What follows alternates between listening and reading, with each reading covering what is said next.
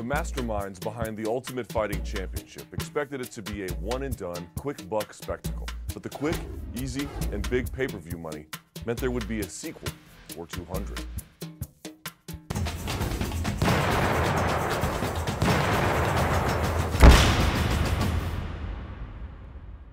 By March 1994, the UFC Brain Trust had booked a second tournament with twice as many competitors as the first. Although the card featured some shockingly violent beatdowns and delivered a huge hit on pay-per-view and on videotape, none of the challengers shared Ken Shamrock's submission grappling skills or presented a real threat to Royce Gracie. Gracie's UFC winning streak would continue for another year and earn him wide renown as the best fighter in the world.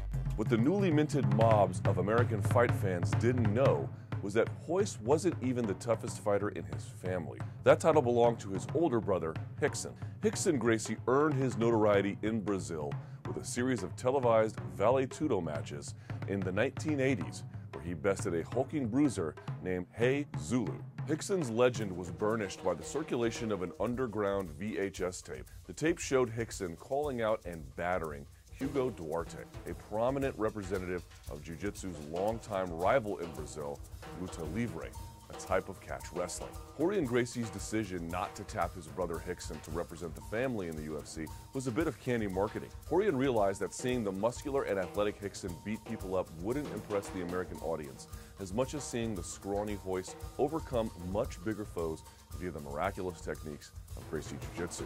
In a matter of months, the UFC had made Royce far more internationally famous than any member of his family had become in the decades of bare-knuckle combat. Rickson would get his chance to demonstrate his abilities soon enough, though not in the US, but instead Japan.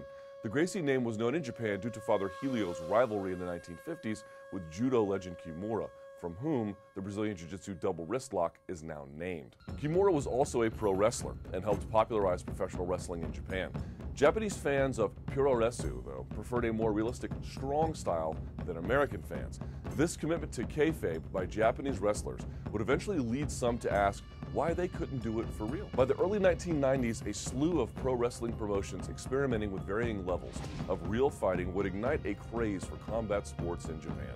In addition to Pankronicles, which featured Ken Shamrock and Masakatsu Funaki, one of the instigators was Satoru Sayama, who was better known as the pro wrestler Tiger Mask.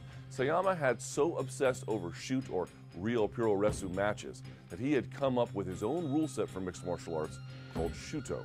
In 1994, the Shuto organization decided to hold a Vale Tudo Japan tournament with the most brutal combat sports rule set yet seen in Japan. They invited Rickson and promised a paycheck that would make it worth his time. The Vale Tudo Japan tournament was very similar to that of the UFC's, a one-night competition between 8 martial artists of different backgrounds. But in the end, results were the same. Karateka, Judoka, Kickboxing, Wing Chun, Rickson burned through them all like a fire through straw. None of those other martial arts were any match for Gracie Jiu-Jitsu. Rickson was now as renowned in Japan as Royce was in the US, perhaps even more so. In fact, his fame and fighting prowess was so great that it brought him into the crosshairs of MMA sibling, professional wrestling.